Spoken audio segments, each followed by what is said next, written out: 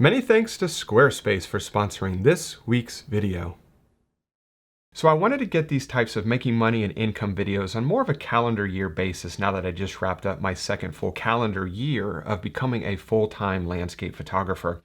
And back in 2018, when this experiment first began for me, I really had no idea how all of this was going to pan out. I just knew that I didn't want to live the rest of my life with regret, having never tried to give this hobby of mine a real shot at becoming a full-time career.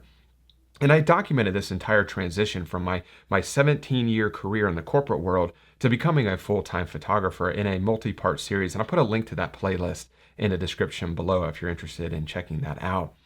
Now, to fast forward to 2021 to today, looking back on the last 2 years, I can honestly say that none of it went the way that I originally thought it would. Now, it's not to say that I'm not happy with the way things turned out. It's actually the exact opposite of that. I couldn't be more excited and pleased and grateful and surprised, honestly, for the way things did transpire the last 2 years.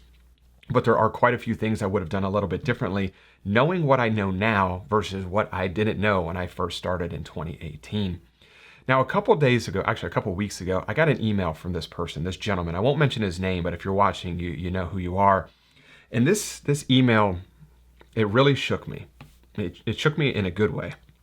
And it wasn't so much what this person said, but it was really how they verbalized it. It was how they said it that really, really resonated with me.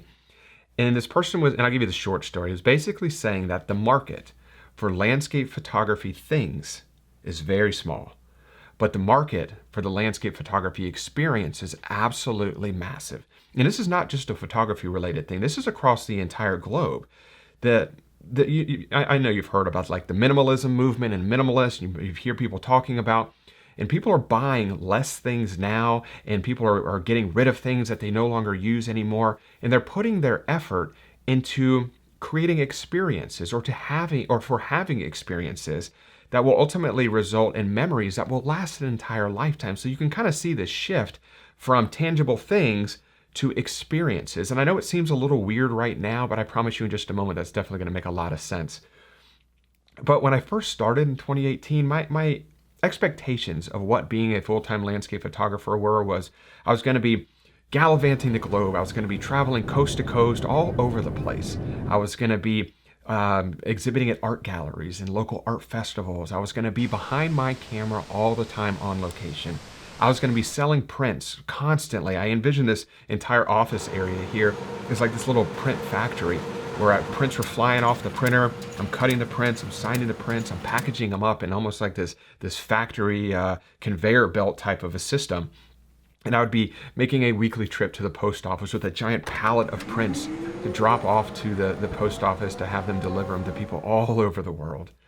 And that was what I originally thought it would be like for me. And looking back now, it's 2021, looking back on the last 2 years, I can honestly say that absolutely none of that came to fruition. I have never exhibited at any art galleries or art festivals. I have done very little traveling. Actually, I shouldn't say that. I don't travel any more now than I did when I was in the corporate world. I spend very little time behind the camera on location. I spend more time behind the computer. And I sell very few prints. Actually, prints is my smallest revenue channel. And I'll dive into all the specific results from 2020 compared to 2019. I break down the financial results from each of my revenue channels to the dollar. I know a lot of people think that's crazy that I share that information, but I believe in full transparency with this kind of stuff. I have absolutely nothing to hide. And I think it's pretty interesting. I love these types of the business of photography types of videos.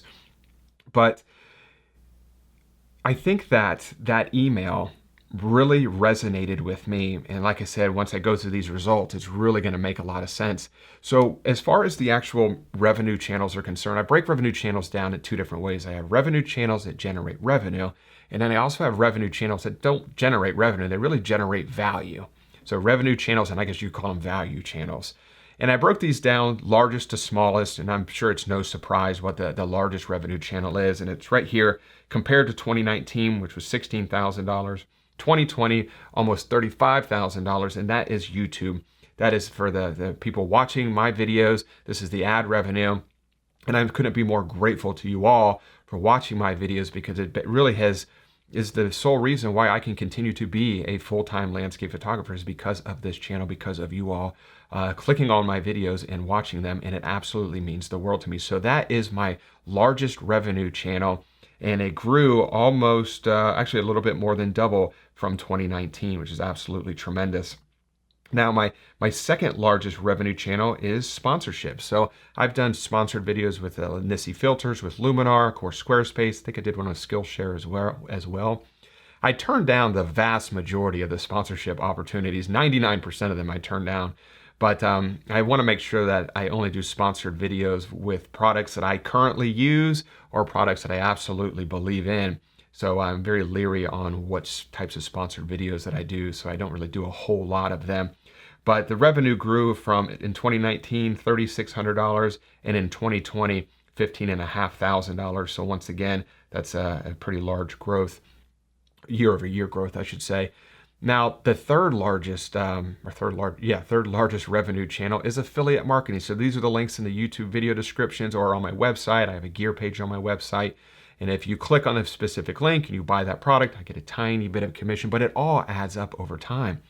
And this is definitely not just a YouTube thing. People who have blogs have affiliate links. There's affiliate links absolutely all over the place now, but that's a big revenue driver for anybody that's in kind of the content creation, the business. So in 2019, I generated a little more than $3,000 in affiliate revenue. And in 2020, almost $12,000. So once again, a very big jump. And that's really twofold. A lot of that growth is just from the growth of the YouTube channel in 2020. And it's also because I diversified my affiliate marketing channels. In 2019, I was only using Amazon.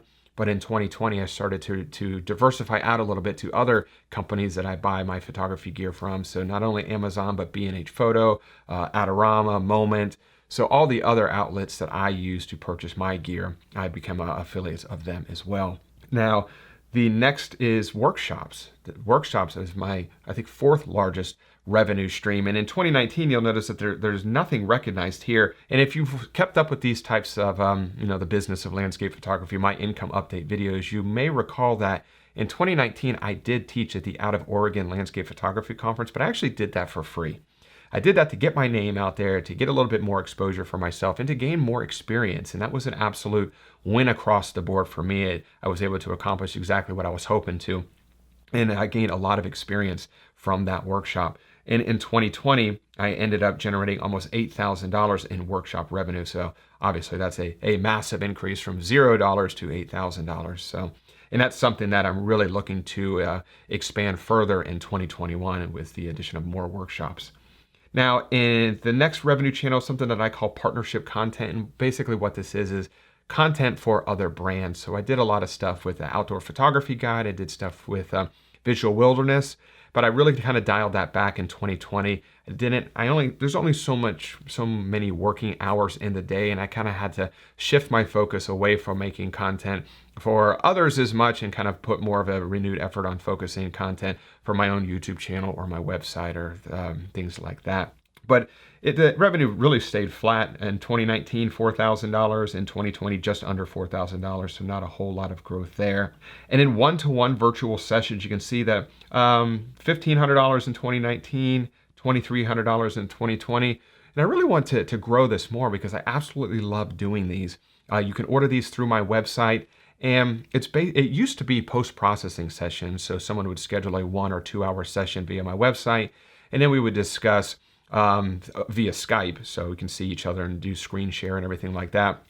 And we would discuss, post-processing tips and tricks and best practices in Lightroom or Photoshop or Capture One or anything like that. But it's really morphed into so much more than just post-processing sessions. So I changed the name to one-to-one virtual sessions because it's just morphed to anything. I mean, I've done had many conversations about how to start a photography business, how to start a YouTube channel, post-processing, just anything. Really, the sky's the limit. I even had one session where we just hung out.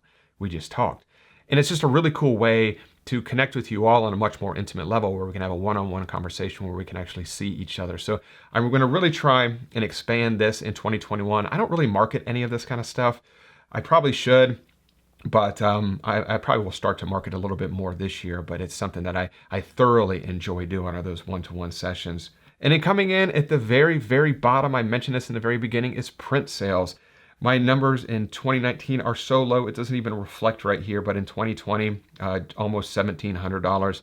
Just like the one-to-one sessions, I very rarely ever market print sales. So many people don't even know I offer prints. And I know I probably should market a little bit more often, but I'm a little leery about that. But nevertheless, it is something that I want to try and expand a little bit further. I don't really know of one landscape photographer out there that the majority of their income does come from print sales. I'm sure there are some out there. I just don't know of any.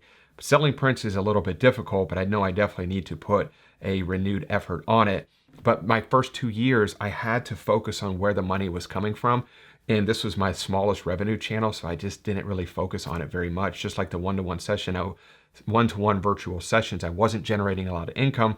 Therefore, I wasn't able to focus a lot of my attention there. So I would like to change that this year. And then up here is a nice little pie chart just showing you exactly the percentage of overall income. Of course, you can see YouTube is a big portion of it right here, and how it wraps around to the top here. If you wanted to pause the video right here, you can, just to take a look at this further. And I have one more right here just showing the year over year growth. 2020 is in blue, 2019 is in green, and then all the specific financial results right there. Now, as far as the actual, let me go back up here to the value channels. So the value channels are things that don't directly give me income. So things like my website. I put a lot of effort in my website this year. And as you can see right here, is this 20? Yeah, this is 2020 growth, 71,000 total visitors, or 79,000. This is the metric I pay the most attention to. 79,000 unique visitors to my website this year. In 2019, I believe that number was 32,000. So huge growth year over year. A lot of that is from the YouTube channel, but I put a lot of effort in my website, and I generate very little income from my website. The one-to-one sessions come from my website. You can book those there. You can buy prints on my website, but that only accounts for, I think, $5,000 or $6,000 total dollars throughout the year. So very little money comes from my website, but so much value comes from my website that I'm able to try and provide to others. And that's the thing. And I'm trying to get to the big thing that I would have changed, because I think that's the most important part of this video, is what I would have changed in the first 2 years, knowing what I know now. And it's basically the question, how can I create value for others? And that's what's most important, because when I first started, I was so fixated on, I was coming from the world of sales and marketing. I had this mindset of always be closing. What can I sell? I have to sell stuff to make money, because that's the reality. No matter what your job is, you have to make money somehow. So more than likely, you're going to sell something to make that money. So I was so fixated on, really in the first year, of what are the things I can sell? And I was so laser focused on just selling. And then over time, I started to see more traction in creating value for others. And I started to lean in that more. And that traction just began to kind of snowball even more and build even more steam. And this is evident right here by the number of visitors to my website. That's a lot of growth, going from the low 30,000s to the low 70,000 visitors in just a year. And I try and create value through my monthly blog articles. I try and create value through my monthly newsletter. And you can sign up for my monthly newsletter through my website. I also put a link in the top of all my video descriptions, or in my video descriptions, to sign up for that monthly newsletter. And I send out, periodic articles on composition or on light, and then the monthly newsletter itself. But that's all just creating value for others. And this gets back to the very beginning in that email from that gentleman when he was talking about the market for landscape photography things is small, but the market for the landscape photography experience is huge.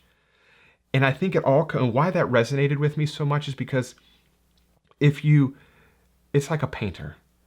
The market for buying paintings is not massive, but the market for teaching others how to paint is huge. Or teaching others to become better painters, that's a massive market, because if people learn how to paint, they're going to paint. If people become even better painters, they're going to paint even more, and they're going to enjoy that experience. And that's the value. That's the experience. And the same thing with landscape photography. And it's the complete shift that I have done. In 2018 and 2019, I was focused on selling. What can I sell? What can I sell? In the second half of 2019 and all of 2020, how can I create value for others? Because if I can help one person become a better photographer, a better outdoor and landscape photographer, they're going to go out there and they're going to make more photos. And if I can continue to help them improve, they're going to continue to go out and maybe start taking trips to locations. And they're ultimately going to get that landscape photography experience. And it's all about that experience. And that is why that email resonated with me so much. I love the way that he presented that. It's all about the experience and not so much the things like the prints or the things that you can sell. It's all about that experience. So I ask myself constantly, how can I create value for others? And that's everything that I do through YouTube, through my monthly newsletter, through my website. It's all about creating value for other people. And I think that's the most powerful thing. So if I could give any advice to anybody who wants to become a full-time landscape photographer, it would be that. Focus on getting value to other people and the money will come. You won't have to worry about the income as long as you're providing good value to other people and you focus on that. So I know that at least it felt like a little bit of a rant, but I really got going on it. And I love talking about the business of anything really, but creating value for others. That's the thing that I am the most focused on, and I will continue to be the most focused on because I think it's all about creating that experience for other people. That's what's most important. Now, before I do wrap up this week's video, I do want to say a big thanks to the sponsor of this week's video, which is Squarespace, who I obviously, as you have already seen, use for all of my website and e-commerce needs. Squarespace provides a dynamic and attractive online platform to create your website. You can display your photography using Squarespace's professional portfolio designs and customize the layout and look and feel of your gallery just so you can make it your own.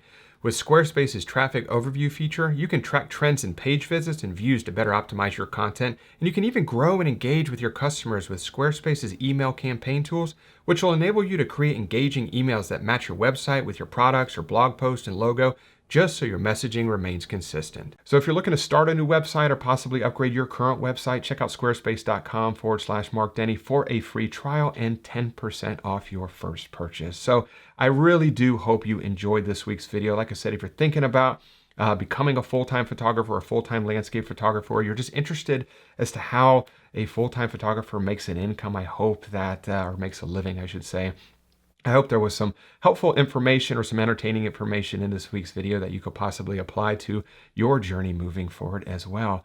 And as always, if you have any questions, just leave them in the comment section below and I guarantee I will get back in touch with you.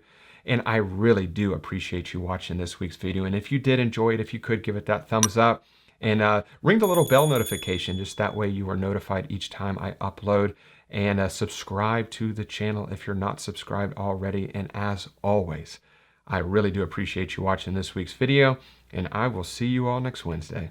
Bye.